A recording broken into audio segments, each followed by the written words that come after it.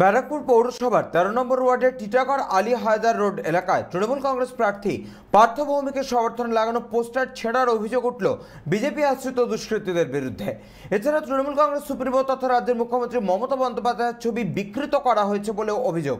বুধবার সকালে এই ঘটনা প্রকাশ্যে আসার পর স্থানীয় পৌরপিতা তথা তৃণমূল কংগ্রেস নেতা সুরেন্দ্র কুমার ভার্মা ঘটনাস্থলে পৌঁছন। খবর দেওয়া হয় টিটাগড় থানার পুলিশকেও।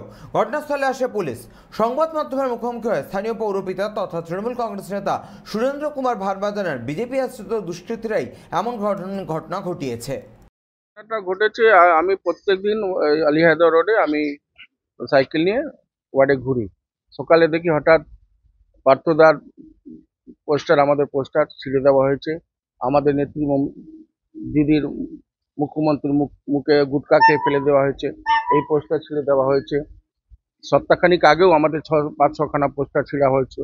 আমরা থানায় কমপ্লেন লজ করেছিলাম, কিন্তু এখনো যে কালপিট ধরা পড়েনি। এটা একটা ইলেকশন আগে যে ব্যারাকপুরের পরিবেশটাকে একটা ভিসিয়েট করার চেষ্টা চলছে। বিজেপি কিছু ক্রিমিনালস আছে এখানটা। এই আলী হায়দার রোডটা একটা বিজেপি ডোমিনেটেড এরিয়া। এখানে কিছু, আমি আগেও বলেছি, কিছু বিজেপি ক্রিমিনালস আছে, তারা রাত্রিরে মদ খেয়ে বাইক নিয়ে বেরোচ্ছে। আমার কাছে খবর আছে, আমাদের পোস্টারগুলোকে ছিঁড়ছে, আমাদের নেত্রীর মুখে গুটকা খেয়ে ছুঁড়ে দিয়েছে গুটকা খেয়ে। এইটা একটা চেষ্টা হচ্ছে পরিবেশটাকে এই করার জন্য, টেন্স করার জন্য। আমি প্রশাসনকে বলবো গিয়ে থানা আবার একটা কমপ্লেন লজ করব, উচ্চ নেতৃত্বকে জানাবো এইখানটা একটা একটা স্টার্ন স্টেপ নেওয়ার জন্য। একটা নাহলে আবার পরবর্তীকালে আবার একটা ঘটনা ঘটবে, করতে করতে একটা বড় একটা ঝামেলা একটা সৃষ্টি হবে। বারবার ঘন ঘন কন্টিনিউসলি এই আলী হায়দার রোডটা খুব সেন্সিটিভ হয়ে গেছে এরিয়াটা।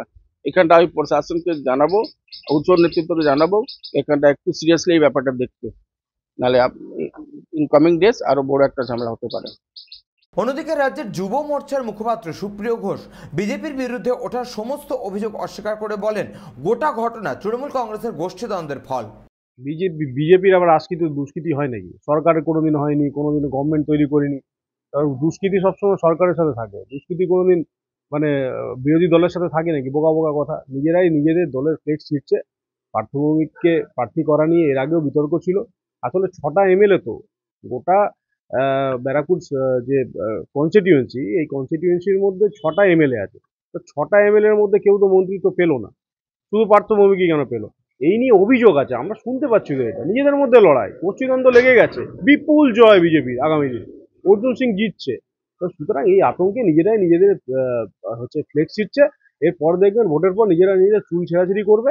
এটাই তৃণমূলের দশা হতে চলেছে আগামী দিন। এই অভিযোগ মিথ্যে অভিযোগ, এসব কোনো অভিযোগের কোনো সারবত্তা আছে নাকি? ব্যারাকপুর থেকে সৈকত গঙ্গোপাধ্যায়ের রিপোর্ট, চ্যানেল 24/7।